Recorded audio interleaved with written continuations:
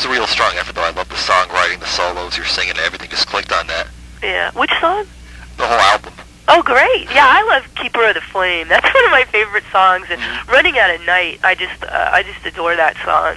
And, you know, sometimes I listen, and it's funny because it brings back so many memories. I mean, when people in general listen to music that reminds them of a time in their life, that's kind of one of the pleasures of music. But for me, when I listen to my own stuff, I mean, it brings back a time in my life. It also brings back, like, the actual specific doing of it. And so that's a lot of fun. Were there any singles or videos from Beyond the Pale? Yeah, Living in a Boy's World, that was a single, and that had a video. And Hopelessly Love You, which was a strange choice, and it also had a very strange video. And I think Living in a Boy's World was on MTV briefly, but Hopelessly Love You, that was just a pretty funny video. It was pretty silly with a lot of dead fish and stuff, and that never happened. Oh. Now, how was it working with Kip Winger and Red Beach on that album before they got huge? You know, it's so much fun. I actually worked with Rod Morgenstern. Before that, my Winger connection is strange, because Rod was in the Dixie Dregs. He was the drummer in the Dregs, and I had worked with him on my demos. And he ended up being the drummer in Winger. And I think Donnie Kisselbach, who's from Easton, PA, he actually met Reb when we were auditioning guitar players for the band. And Bo was friends with Kip. Bo had worked with Kip and his two brothers in Colorado for years. And so I met Kip through Bo, and then I met Reb as he came in to play for the band. And it was great. I mean, I'm still in touch with them kind of sporadically. I am just crazy about Reb. I think he's a great guitar player, and I'm crazy about the whole Winger family. I mean, the brothers too, Paul and Nate, are just great. And Nate actually played with me on my next record, and he's in one of my videos. So it's a strange connection. Yeah, did you hear about the bad news that Kip Winger's wife, unfortunately, in the car accident? Yeah. Of course. Beatrice, I had met her, you know, a couple of times, and it was just really shocking and sad, and I think he's doing okay now, so, but that was just really bad news. I don't know if you heard the bad news also about Tim Kelly and Slaughter. No. He passed away in a car accident about a week and a half ago in Arizona. Oh, I didn't know that. Oh, my gosh, that's so sad. I know. Oh, God. I don't like to think about it, because it's so random, but I'm very sorry to hear that. Now, did you tour Europe or Japan in the mid-1980s? Oh, no, I wish I had. I went to Europe for promotional tours, and I went to Australia for a promotional tour. Excuse me. I've never been to Japan. I mean, my brother lives there right now, and I've still never been there. So in Europe, mostly, I sang because I was in that movie, and we filmed it in England. So I actually did some singing in England, but I never toured with my band, and that was a big disappointment for me because I would have loved that.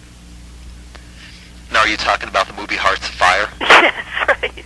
Now, was that your first experience in acting? No, my first experience in acting was actually Miami Vice, which was aired.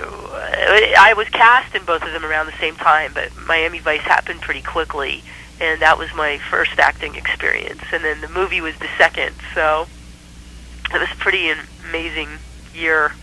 Did you enjoy doing both the movie and Miami Vice? I did. I think I enjoyed Miami Vice because it was over pretty quickly, and the director spent a lot of time with me before we actually filmed, because that had a crew and a cast that was already in place.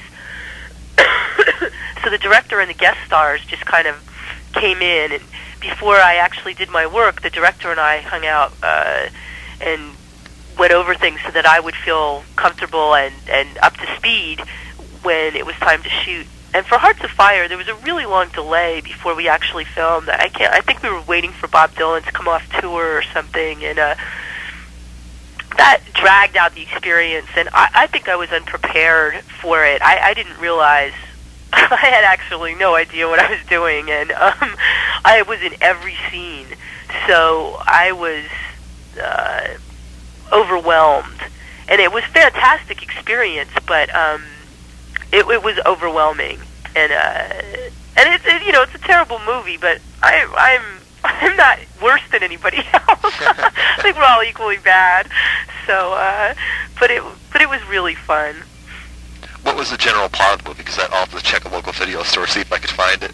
Oh, it's available. I mean, I've rented it out here. I have a couple of copies of it. You can rent it if the store carries it, you know. But the plot was like A Star Is Born, and Bob Dylan was the guy who's I'm his protege, very quickly his protege, and we go to England, and then there's this other rock star that I fall for, and you know, you can you can use your imagination what the plot is. It was pretty much by the numbers. Was the soundtrack for that film ever released on CD? Yeah, I have it on CD, and it was released in Europe and in Latin America and Japan, and where the movie was released. And actually, I bumped into some people from Colombia who were asking me if I had the CD because they just had it on vinyl, and that was really fun. I liked that song "Hair of the Dog," and I got to sing with Bob Dylan, and it was. And Reb is actually in the movie. Wow! Because we hired all our friends, of course.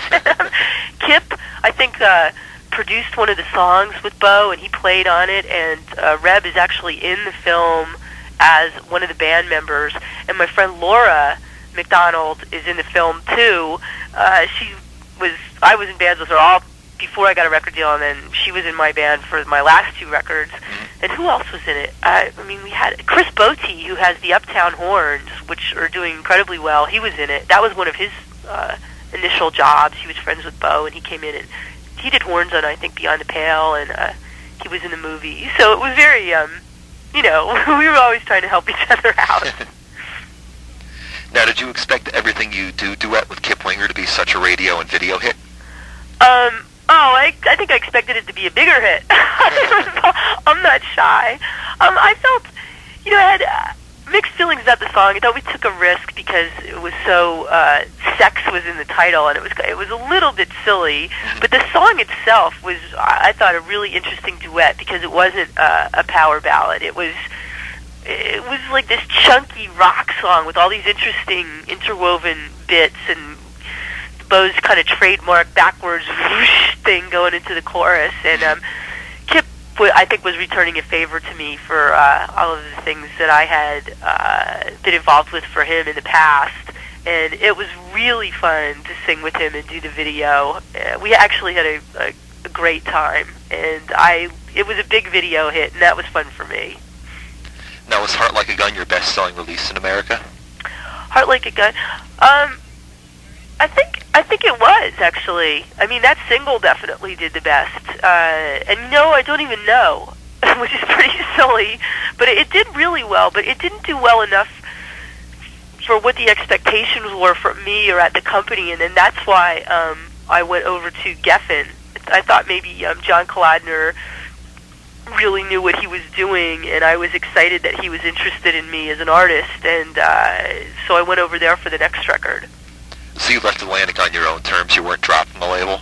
Oh, no. I talked to them about it and asked them if I could go over to John. This was I don't know. Maybe they would have dropped me, but I had already, the machinations were already happening, and I had to actually request a release from the company legally, and they gave it to me. Now, for Heart Like a Gun, didn't you also have a single for Where the Cowboys Go? Oh, yeah, and there's a video for that, too. I have lots of videos at home in my bookshelf. Yeah. And, yeah, Nate and Laura are in that, and that was fun. I like that song a lot. Now, also on that album, my absolute favorite guitarist, Doug Aldrich, was in your liner notes. Now, do you remember how he took part in the album? Yeah, Doug, I can't remember exactly what his role was, but I met him because he was in Lion with Cal Swan, and I went to see them, and Cal was, as I told you in the email, he was briefly married to my friend Vicky Seeger. Another short marriage. Right, another short marriage, right? And, excuse me, you're making me laugh.